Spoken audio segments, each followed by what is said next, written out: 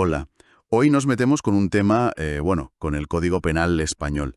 Puede sonar un poco denso, ya lo sé, pero vamos, que en sus artículos hay claves bastante sorprendentes sobre cómo la ley al final mide la responsabilidad cuando se comete un delito, que no es una simple cuestión de blanco o negro, ¿verdad? Culpable o inocente y ya está. No, no. Hay toda una gama de matices que son los que determinan las consecuencias. Nuestro análisis de hoy se centra justo en eso, en esas circunstancias que modifican la responsabilidad criminal. O sea, cuándo puede una persona quedar exenta de pena, qué factores pueden hacer que se reduzca, y al revés, cuáles hacen que la respuesta penal sea más dura. La fuente que usamos es el propio Código Penal, vamos a trabajar directamente con lo que dice, y la idea es, pues, desentrañar estos conceptos legales, hacerlos más comprensibles y ver qué nos cuentan sobre la idea de justicia que tenemos en nuestro sistema. Vale, vamos a desgranar esto. Fíjate, para empezar, pensemos en algo que suena mucho como la legítima defensa. Defenderse sin más no basta. La ley pide unas condiciones muy específicas sobre cómo te defiendes para que no haya castigo. O, por el otro lado, cómo la aporofobia, que es el odio al pobre, se mete ahí explícitamente como un motivo para agravar una pena. Son detalles que, la verdad, dan que pensar. Precisamente. Y es fundamental entender por qué están ahí estas figuras. No son escapatorias ni trucos legales, son herramientas. Herramientas diseñadas para que la justicia sea más proporcional, ¿entiendes? Más ajustada a cada caso concreto. Permiten tener en cuenta la situación personal, el estado mental en ese momento clave, las particularidades del hecho en sí. Lo fascinante, yo creo, es ver cómo el sistema intenta, pues, calibrar la culpabilidad, sopesar todos los factores que importan. Vamos a ver las categorías principales. Primero, las eximentes, que son las causas que directamente anulan la responsabilidad penal. Luego, las atenuantes, que la bajan. Después, las agravantes, que la suben. Y por último, una que es un poco especial, la mixta, que puede ir en los dos sentidos. Muy bien. Pues empecemos por lo más radical, ¿no? Las eximentes. Cuando considera la ley que alguien, aunque haya hecho algo que es delito, no tiene que responder penalmente. La primera es bastante clara, la minoría de edad. Los menores de 18 años no son responsables, según este Código Penal General. Su responsabilidad se ve en una ley específica para menores. Es reconocer que están en otra etapa, ¿no? Eso es. Luego ya entramos en el terreno de la capacidad mental y de cómo percibía la persona la realidad en el momento del hecho.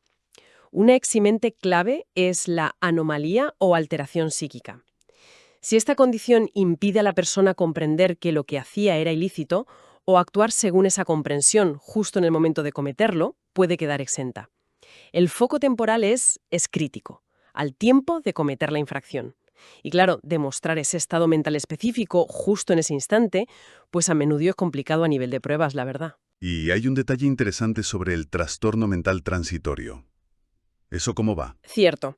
Este no te exime si lo provocaste tú mismo para delinquir eso que se llama la actio libera in causa, o si, vamos, debiste prever que podías cometer el delito estando así. La ley intenta evitar que se use como una excusa fácil, ¿sabes? Ahí se ve una tensión interesante entre la capacidad real de la persona en un momento dado y su responsabilidad anterior sobre cómo llegó a ese estado. En una línea parecida está la intoxicación plena por alcohol, drogas, estupefacientes. Si llega al punto de anular esa capacidad de comprender o de actuar según comprendes, nos imaginamos una pérdida de control total, pero, otra vez, con límites. Límites muy claros. No vale si te intoxicaste a propósito para cometer el delito, ni si era previsible que lo cometieses bajo sus efectos. Y ojo, también puede eximir el síndrome de abstinencia si los efectos son tan graves que igualmente te impiden comprender o controlarte. Se mira tanto el efecto directo de la sustancia como el impacto de una dependencia muy fuerte. Vale, dejamos los estados mentales o de intoxicación y pasamos a problemas de percepción más permanentes. El código también habla de alteraciones graves en la percepción. Desde el nacimiento o la infancia se alteran gravemente la conciencia de la realidad. Y llegamos a una eximente muy famosa, aunque a veces se entiende regular: la legítima defensa. Suena sencillo, pero los requisitos son bastante estrictos. Legítima. Que sea actual o inminente. Si es contra bienes, se pide que el ataque sea un delito y ponga los bienes en grave peligro. Si es la morada o sus dependencias, basta con la entrada indebida. Segundo, la necesidad racional del medio que usas para impedir o repeler la agresión. Este es el punto clave, ¿eh? La proporcionalidad. No es una cuestión matemática de igualdad, sino si la defensa fue razonable dadas las circunstancias. Y tercero, que no haya habido provocación suficiente por parte de quien se defiende. Esa necesidad racional del medio empleado, eso suena a que da para mucho debate en los tribunales, ¿no? Sin duda. Ahí es donde el análisis judicial se vuelve más de caso por caso, más complejo. Había otras opciones menos dañinas. ¿Cómo influyó el miedo, la urgencia del momento? Ahí es donde se pone realmente interesante ver cómo se aplica la ley a situaciones límite. Otra figura para esas situaciones límite, el estado de necesidad. Causar un mal para evitar otro mal que es mayor, ya sea propio o de otra persona. Exacto. Es como una colisión de deberes o de bienes que hay que proteger, pero también con condiciones muy tasadas.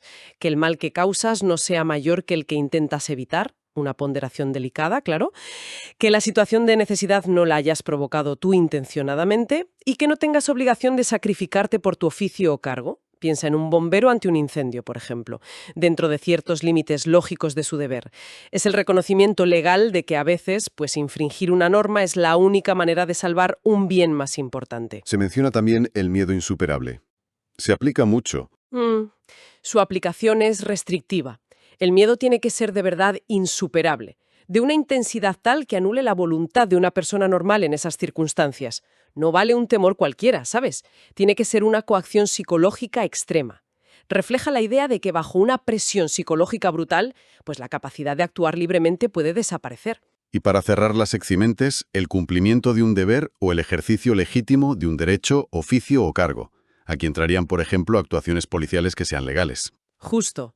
Y por eso es importante la definición que da el propio código de autoridad o funcionario público, para saber quién actúa bajo esta eximente cuando ejerce sus funciones. Incluye desde miembros del gobierno, parlamentarios, hasta fuerzas de seguridad o personal judicial, siempre y cuando actúen dentro de sus competencias y conforme a la ley, claro. Bien, hemos visto las causas que eliminan la responsabilidad. Pero, ¿qué pasa si falta algún requisito? Por ejemplo, en esa legítima defensa, si la respuesta fue un poco desproporcionada. ¿Se ignora todo entonces? No necesariamente. Ahí es donde entran en juego las atenuantes, que pueden reducir la pena. Y la primera es, justamente, la eximente incompleta. Si se dan los elementos fundamentales de una eximente, pero falta algún requisito que no es esencial, como esa proporcionalidad estricta en la defensa, la ley entiende que la culpabilidad es menor, aunque no llega a cero, ¿sabes? Y entonces atenúa la sanción. Es como reconocer una zona gris. Interesante, sí. Otra atenuante se refiere a actuar por causa de una grave adicción a sustancias como el alcohol o las drogas. No es la intoxicación del momento, sino la dependencia como causa del delito. Correcto. Se reconoce el impacto que tiene una adicción grave en la capacidad de la persona para controlar sus impulsos o tomar decisiones, siempre que haya una relación de causa-efecto entre la adicción y el delito que se cometió. También se menciona actuar por arrebato, obcecación u otro estado pasional de entidad semejante, provocado por estímulos muy poderosos. Esto suena un poco a la alteración psíquica que vimos como eximente. ¿Cuál es la diferencia clave? Es una distinción importante, sí. La alteración psíquica que exime implica una incapacidad profunda, a menudo ligada a una patología mental, para entender lo ilícito o actuar conforme a ello. El arrebato o la obcecación que atenúan, en cambio, se refieren a un impulso pasional muy fuerte y temporal. Es una reacción emocional intensa ante algo externo muy fuerte que te disminuye la capacidad de control, pero sin anular necesariamente que entiendas lo que haces. Piensa en una respuesta emocional súbita, muy vehemente, aunque no esté justificada. Entendido. El código también parece que quiere incentivar ciertas conductas después del delito. Por ejemplo, confesar la infracción a las autoridades antes de saber que el procedimiento judicial ya va contra ti. Así es un incentivo clarísimo a colaborar pronto con la justicia. Se valora positivamente que el autor dé el paso de reconocer los hechos antes de sentirse ya formalmente perseguido. Y en una línea parecida, reparar o disminuir el daño causado a la víctima antes del juicio oral. Este punto tiene un enfoque muy claro en la víctima. Fíjate, busca promover que se repare el daño, una especie de justicia restaurativa, ofreciendo a cambio al acusado una atenuación de la pena. Es reconocer que la respuesta al delito no solo tiene que mirar al autor, sino también a quien sufrió las consecuencias. Hay un atenuante que llama la atención, las dilaciones extraordinarias e indebidas en el procedimiento. O sea, que si la justicia se retrasa demasiado sin justificación y sin que sea culpa del acusado, esto puede beneficiarle. Anda. Efectivamente, es un reconocimiento del derecho fundamental a ser juzgado en un plazo razonable, pero los requisitos son estrictos, ¿eh? La dilación tiene que ser extraordinaria e indebida, no un simple retraso. No puede haberla causado el propio acusado y tiene que ser desproporcionada si la comparas con lo complejo que sea el caso. Es una especie de autocorrección del sistema ante sus propios fallos de tiempo, digamos. Y finalmente, una cláusula un poco abierta. Cualquier otra circunstancia de análoga significación que las anteriores. Sí, es una válvula de escape necesaria. Permite al juez valorar circunstancias que no están listadas tal cual, pero que se parecen fundamentalmente a las que sí lo están.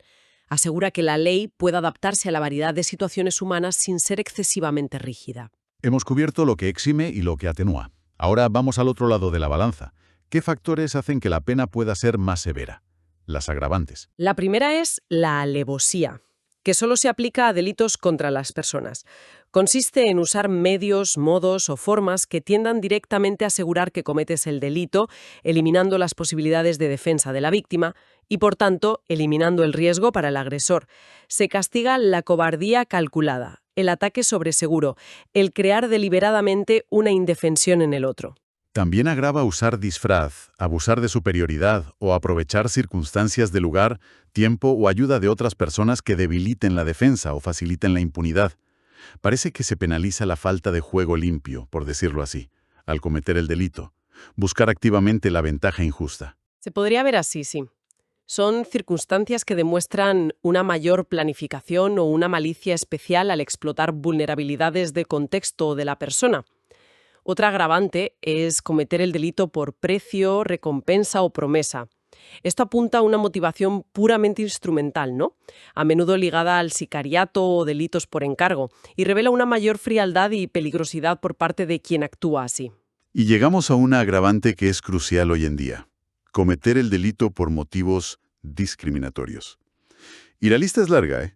Racismo, antisemitismo, ideología, religión, creencias, etnia, raza, nación, sexo, edad, orientación o identidad sexual o de género, razones de género, aporofobia, el odio al pobre, como decíamos, exclusión social, enfermedad o discapacidad, y ojo, un detalle importante, se aplica aunque la víctima no tenga realmente esa condición.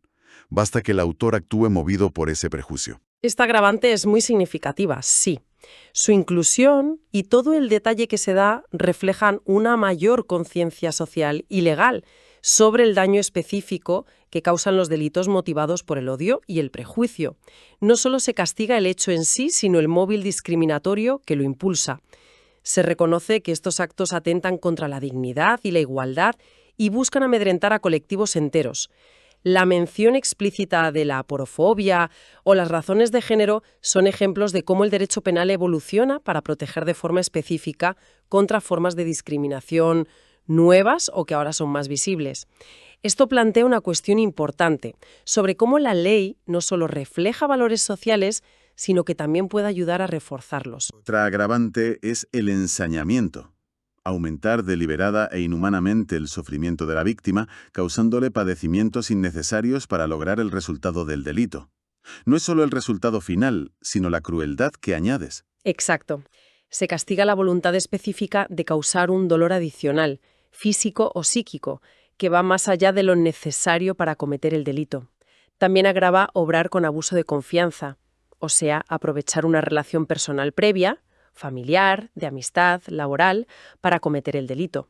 O prevalecerse del carácter público del culpable, es decir, usar un cargo o función pública para facilitar la comisión del delito. Y nos queda la reincidencia. Sí, haber sido condenado antes por un delito similar agrava la pena. Pero también con requisitos claros. Tiene que ser una condena firme por un delito del mismo título del Código Penal y de naturaleza parecida. No cuentan los antecedentes que estén cancelados o que se puedan cancelar, ni los delitos leves. Y se consideran las condenas firmes de otros países de la UE, salvo que ese antecedente se pueda cancelar según nuestra ley española. La idea es sancionar más duro a quien persiste en delinquir. Vale, cubiertas las tres categorías principales. Pero mencionaste antes una circunstancia mixta. La de parentesco. Es mixta porque, depende del caso, puede atenuar o agravar la responsabilidad. Se aplica si el autor es cónyuge o pareja, o lo ha sido, ascendiente, descendiente o hermano, ya sea por naturaleza, adopción o afinidad. ¿Y de qué depende que atenúe o agrave? ¿Cómo se decide? Pues el código dice que depende de la naturaleza, los motivos y los efectos del delito. Es una valoración totalmente caso por caso. Por ejemplo, imagínate, en un delito contra el patrimonio entre hermanos, pues podría agravarse por la especial deslealtad que supone. Quizás en un contexto muy distinto, no sí, unas lesiones leves en una pelea familiar con otras circunstancias atenuantes, pues podría valorarse para atenuar. No hay una regla fija. El juez tiene que sopesar todos esos elementos en el caso concreto. Comprendido. Vemos que la ley intenta ser muy precisa en todo esto. Sí, la precisión en los términos es clave en derecho, para evitar ambigüedades. Por eso el propio código se molesta en definir conceptos como autoridad, funcionario público, persona con discapacidad o documento, para asegurar que todos interpretemos esas palabras de la misma manera. Entonces, ¿qué significa todo esto al final? Si tuviéramos que sacar la esencia, diríamos que la responsabilidad penal no es binaria, no es un sí o un no, es un sistema graduado, ¿no? Modulado por circunstancias muy concretas que están en la ley y que reflejan la intención, el estado mental, el contexto, el impacto en la víctima, incluso la motivación que hay detrás del acto. Hemos explorado las eximentes que eliminan la pena, las atenuantes que la reducen, las agravantes que la aumentan y esa circunstancia mixta tan particular del parentesco. Y si conectamos esto con el panorama general, el objetivo de todas estas modulaciones es buscar una justicia más individualizada, más pegada a la realidad de cada caso. Es el reconocimiento legal de la complejidad humana, vamos. Y al mismo tiempo, es un reflejo de valores sociales. Proteger a colectivos vulnerables, reprobar motivaciones odiosas, incentivar la reparación del daño. Entender estas circunstancias ayuda a comprender por qué hechos que parecen similares pueden acabar con consecuencias legales muy distintas, porque la ley mira más allá del simple acto cometido. Y para cerrar, una reflexión que quizás se quede ahí resonando.